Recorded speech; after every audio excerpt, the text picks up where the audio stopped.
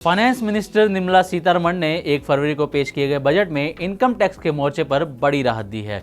Budget में 12 लाख रुपए तक की आय टैक्स फ्री करने का ऐलान किया गया है। इसके अलावा वित्त मंत्री ने एनपीएस वात्सल्य स्कीम को भी आकर्षक बनाने की कोशिश की है। उन्होंने इस संबंध में 50,000 की अतिरिक्त छूट का ऐलान किया है। ऐसे में इस योजना में निवेश करने वालों को खुश होने का एक और मौका मिल गया है।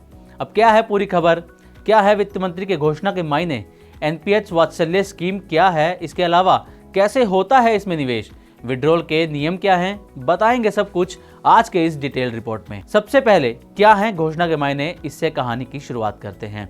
वित्त मंत्री ने बताया कि एनपीएस में इनकम टैक्स एक्ट 1961 की धारा 80 सीसीडी की उपधारा 1B के तहत मिलने वाला टैक्स बेनिफिट अब एनपीएस वात्सल्य में किए गए कंट्रीब्यूशन पर भी मिलेगा। आसान भाषा में कहें तो यदि आप अपने बच्चे के नाम से एनपीएस वात्सल्य योजना में निवेश करते हैं तो आपको अतिरिक्त 50,000 रुपए का डिडक्शन मिलेगा। हालांकि ध्यान रखने वाली बात यह है कि डिडक्शन केवल ओल्ड इनकम टैक्स रिजीम के तहत ही मिलेगा। अब क्या है एनपीएस वात्सल्य स्कीम, इसको आसान भाषा में समझिए। बच्चों के भविष्य को बेहतर करने के लिए सरकार ने एनपीएस वात्सल्य योजना की शुरुआत की थी। ये योजना आधिकारिक तौर पर पिछले साल 18 सितंबर 2024 को शुरू की गई, जिसके तहत बच्चे के नाम पर अभिभावक कम से कम 1,000 रुपये निवेश कर सकते हैं। ये योजना नाबालिगों के लिए है, लेकिन बच्चे की उम्र 18 साल के होने के बाद ये एनपीएस में बाय डिफ़ॉल्ट चेंज हो जाएगी। इसमें बच्चे के 18 साल तक होने तक आपको निवेश करना होगा। अब क्या है एनपीएस वात्सल्य स्कीम के नियम, ये भी जान लीजिए। पीएफआरडीए की ओर से संचालित इस स्कीम के तहत कुछ शर्तें भी हैं। इस योजना के तहत इन्वेस्ट किया गया पैसा 3 साल की लॉक इन पीरियड के बाद अधिकतम 3 बार निकाला जा सकता है।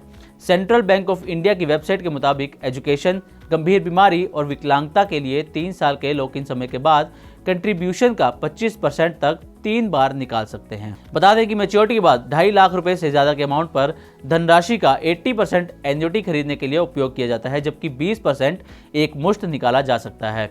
वहीं 2.5 लाख या उससे कम के अमाउंट को एक बार में ही निकाल सकते हैं। अगला सवाल आपके मन में ये आ रहा होगा कि इस स्कीम में कैसे निवेश करें, तो चलिए आपको ये भी बताते हैं।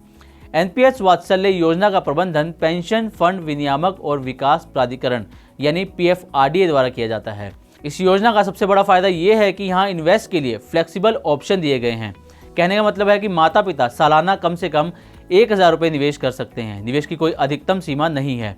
वो कम राशि से शुरुआत कर सकते हैं और अपनी सुविधा अनुसार निवेश राशि बढ़ा भी सकते हैं।